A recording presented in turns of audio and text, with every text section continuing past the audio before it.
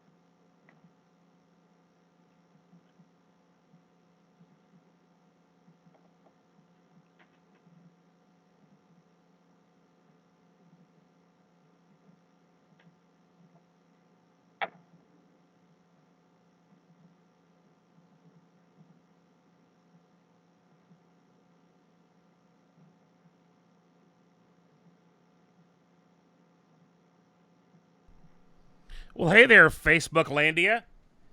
Greetings. I'm here with my friend from the great state of Nevada, Miss Missy Day. And she asked me if I could do a live, and I'm like, let's squeeze it in between a couple of coaching calls today. So here we are. Missy has invited me to come to Vegas. And originally she invited me to come virtual, and I was like, that's kind of boring. Um, so I'm putting on the hazmat suit and the Darth Vader mask and catching a plane, and flying to Las Vegas, Nevada. There's literally nothing pretty much open there, but we're going to hang out with a bunch of entrepreneurs and help them kind of get some breakthroughs. And I don't know about you, but if there's anything that I've been hungry for more of is getting the right humans in the right room, as long as we can do it safely. And so, yeah, Missy, tell us a little bit about what's happening out there in Las Vegas. Well, same old thing. We never know really from one day to the next what's going to happen. We just kind of like wake up and say, okay, so that sounds good. Let's do that or not. But I have to say, thank you so much for be willing to be brave and fly out here. And, I was thinking for speakers, I thought, who's somebody that I know that could really like raise the roof off like-minded lunch? And you popped into my head, and mainly because, so if we wanted to tell a little bit of a transformation story, first of all, before I do that, I want to ask you a question. Okay. Where where did the thing come from? So the thing came from originally the original name of the conference was going to be the Assemble Conference, which was kind of inspired. If you ever bought a piece of furniture from like IKEA or anywhere else, I've just put some new furniture in my office, and it always comes with like pictures of bald headed men and tools that don't make sense, and you're always like two or three screws short, Hmm. or you end up with a bunch of extra parts that kind of don't know why. We just did that with a piece of furniture. It's like, wow, there's 18 screws left over, but we followed the instructions, so there it is. So actually, you'll believe this because you've been to the thing, or at least the mini thing in LA. Is I had a conversation with McNair Wilson, and we had been kind of talking about doing events for creative entrepreneurs for years. And we just kind of started brainstorming. That's what he taught at the Walt Disney Company, and we just started kind of kicking around the idea. And and I think one of us said, you remember that thing we went to with in California together, and it was like that's exactly. And I think McNair went, that's the name. It's the thing because Hmm. everyone has a thing. Everyone has something they're looking to do to take to the next level, to serve people, to a big dream. And it really comes to the core of my book, Making Elephants Fly. That everyone has an elephant that they want to make fly. That's right. And you obviously know the book. I think you currently hold the record. You have bought and given more copies of this book away than anyone. Yay. including people in my own family. So there you go. Step it up, mom. Um, but yeah, so yeah, the thing is really just for anyone with a thing, and we really, most entrepreneurs, at least what I've discovered in the last few years, is they have a destination, but they don't know the path to get there. And so, especially in this season of my life, I'm really realizing that my life's work is to help entrepreneurs get really clear about where they're going and help them get on that path as quick as Hmm. possible. Because if 2020 has taught us anything, that our time here is really limited.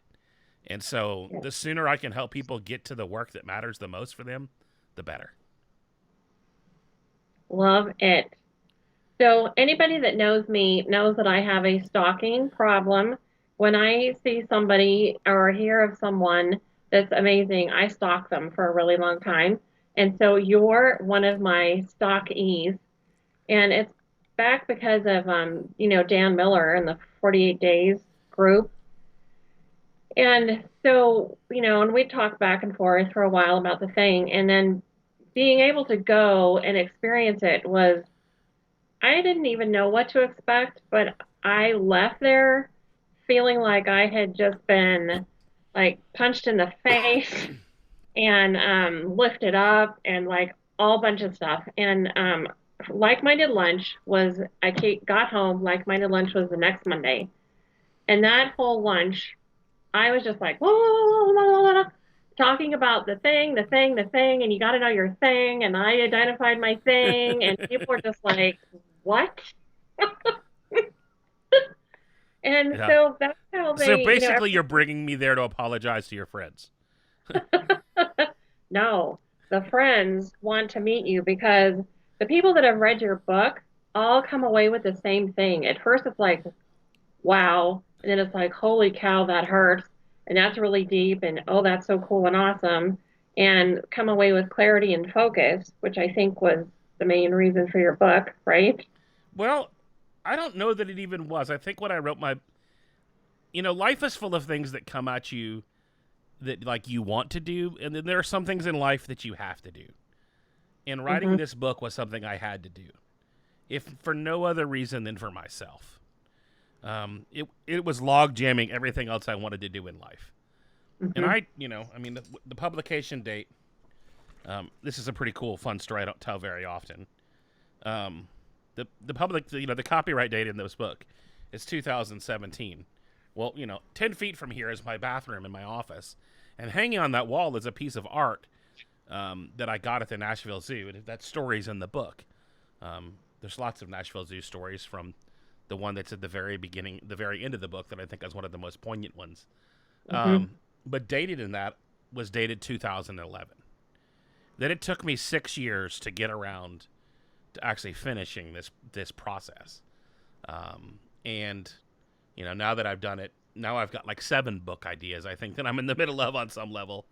Because kind of once you do that, once you kind of start chasing a path, you start to, and the more creating that you do, the easier it is to create.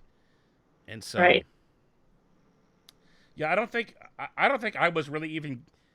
I wish I knew now what I know then, or I wish I knew then what I know now about writing the book to someone. Now in my writing process, I'm very much writing to a particular person. And I guess if you think about it, if you've read the book, I really wrote the book. You actually helped me get clear about who I wrote the book to, because I talk a lot about the baristas in the coffee shops where I wrote the book, and that was really who I wrote the book for. It wasn't really on purpose, and there wasn't I didn't have like a clarity framework or anything that I got there. Those were the people that were staring me in the face, were people who had big dreams and yet weren't acting on them. Right. Which So is a lot of people. And so, I've been playing around with What's Your Story for a long time. It's kind of like my baby, my past project. And people kept saying it needs to go bigger, it needs to go bigger. And I was saying, yeah, okay, yeah.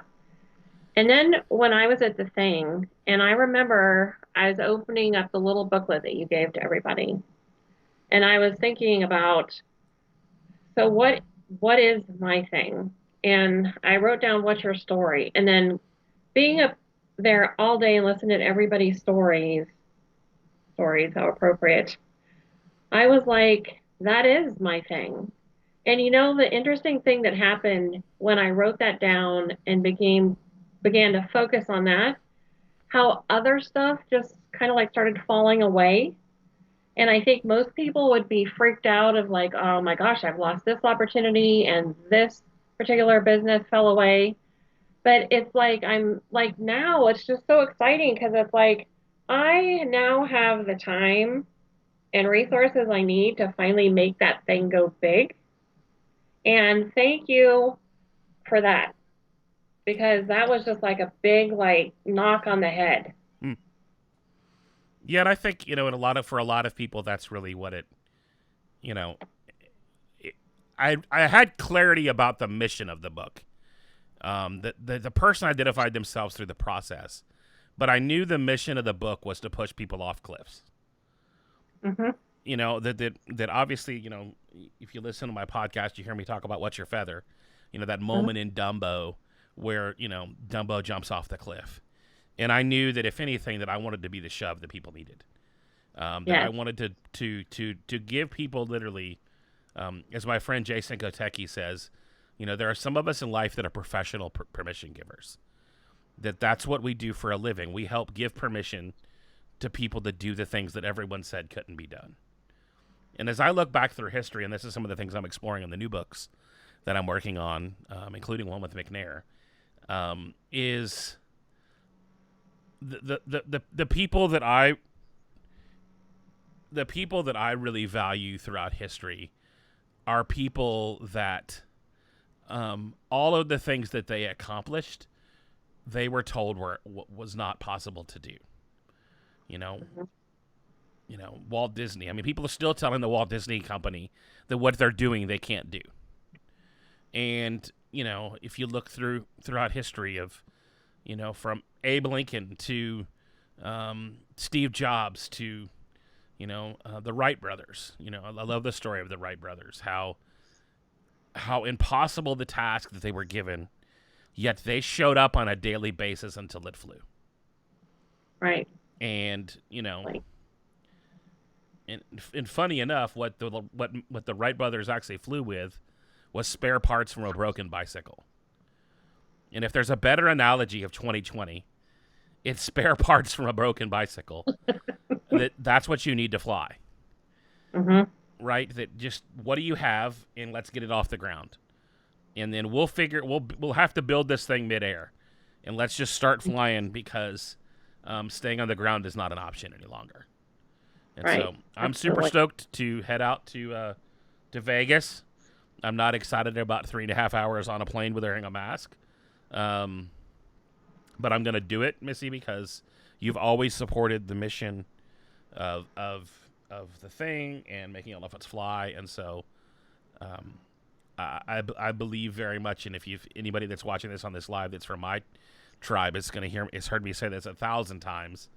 That as Andy Stanley says, do for one what you wish you could do for everyone. And so I can't hop on a plane for everyone on the middle of in the middle of a busy season and do stuff. But for you, I'm happily willing to do it.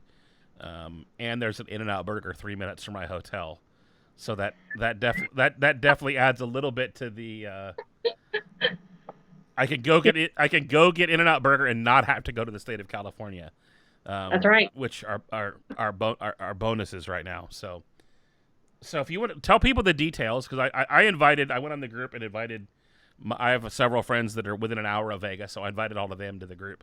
But kind of give people an idea what like-minded lunch is, and Okay. where they can reach out. Maybe you can drop a comment below where people can register. And I will do that. Like-minded lunch was started when I started my business 7 years ago because I really wasn't finding what I was looking for in a networking group. I didn't want the traditional, okay, let's all stand up and say kind of what we do and sit down and eat and listen to somebody and leave the room. It didn't appeal to me. I wanted something fun that people could enjoy and have a good time and it'd be different and still learn and grow in the process. And so it's Monday, the July 20th, right? yes, Yeah. July 20th. It's at 12 o'clock, A week from uh, today. a week from today. And it's at Table 34 in Las Vegas. And they have shut down the restaurant for us. And so that's pretty spectacular. And I will put the link to get tickets to lunch in the comment section. And so we're just excited. You have so many fans here you don't even know. And so I'm glad that they're going to be able to meet you. But more importantly, I'm having you here because a little bit of selfishness on my part, so I can have some time with you too. And I just love what you do. And I hope you're going to do some shoving next Monday. Yeah, and so I can tell your people that are watching, I'm gonna do something for them in kind of the second half of our time together that I've only done for my mastermind groups, and it's something that's really helped me in my process because I'm in a season right now of kind of um, making I wouldn't call it a pivot, but definitely I'm moving up a flight of stairs, if you will. And in life, there's always seasons where you kind of realize, like, huh, I need to make. I either need to decide that I'm comfortable here. Or I need to make some major shifts to get where I want and need to go. And so I'm in the middle of that. And so I'm excited to be able to hopefully give your people a little bit of clarity, and using the same process that I've used. I've kind of refined something I've been doing for 20 years, but just this last 2 or 3 weeks ago, I kind of had a moment where I was like, okay, I get it. This is something, and that's why when you said you have clarity around the book, because now I have so much more clarity around who I'm talking to and who I'm trying to help and who I'm trying to serve. Because I've spent, bummer alert. I've spent a lot of time trying to help people that were that weren't able to that I gave information to that weren't able to do anything with it. Hmm. And and it's not that they were just broke financially, and there's some of that, but most of it's they're broke in their mindset. Um, and I can't fix anything until you decide what you want. Right. Um, and so I'm going to be asking your group what I call the Spice Girls question. So that's probably where we'll start our time together. And if you can answer this one question in life, I really feel like that breakthrough's just on the other side of it. And knowing and getting clarity about who you are, who you serve, and what your mission is. Because the reality for a lot of us, Missy, is we're not getting anywhere because we don't know where we're going. Yeah. We're like, you know, we're like this generation right now. If you tried to give a 16-year-old a map, they wouldn't know what to do with it. And so, um, you know, you and I kind of remember the day when you wanted to go on a road trip. You had to get the road atlas out, and like, you had to get Hmm. a plan. I haven't looked at a map in years, right? Right. And so, but unfortunately, that's kind of translated to how we live. That we're not really doing a great job of setting destinations and making sure we get there. And Hmm. so I hope we can give your people some clarity around their destinations they want to go to, and and really a clear path on how to get there. Awesome. Well, we're ready for you. Yeah, I'm excited. I think half the room already has my book. I was like, I don't know if I should bring books or not. Um, Yes, you should. Missy's bought them for Definitely. everybody already. Well, awesome. Well, you'll leave the comments below. Is there anything else that we didn't cover? I think that's it. Just Cool. to say, if you don't have this book, you need to buy it. You can get it at terryweaver.com. And one of the most amazing. I was even thinking about this. This was sitting on my desk, and here's someone that I know that wrote a book. I gave them a copy of Making Elephants Fly, and it's filled with little notes from like, you helped make this happen, and super humbling to know that the work that we do allows other people to go out and create too. That's the greatest compliment that anybody can ever pay me. Is that, hey, I read your book and I went and did something. Hmm. Because I'm around a lot of dreamers, and dreamers are my favorite people. But dreamers don't change the world; doers do. And all of the people that you look up to in history, those people were doers. That's how you know about them. So Hmm. I'm excited to be with you. Hopefully, we won't get shut down. They've shut the restaurant down for us, so that's a good sign. And Yeah. you lured me out there with a prime rib restaurant, and now we're at a different restaurant. So we'll have to we'll have to see. So, but I'm Oh, excited. I'm we, sure. totally. We can hook you up with a prime rib restaurant. Don't you worry. All right. Well, thanks everyone for hopping on. Missy's left the link of where you can get tickets if you're in Vegas. If not, you can always, if you don't have my book, which if you're watching this live, how do you not have my book? At terryweaver.com. The link's right there in the notes. And thank you guys. And Missy, we'll see you in Vegas. Thank you, Terry. Can't wait.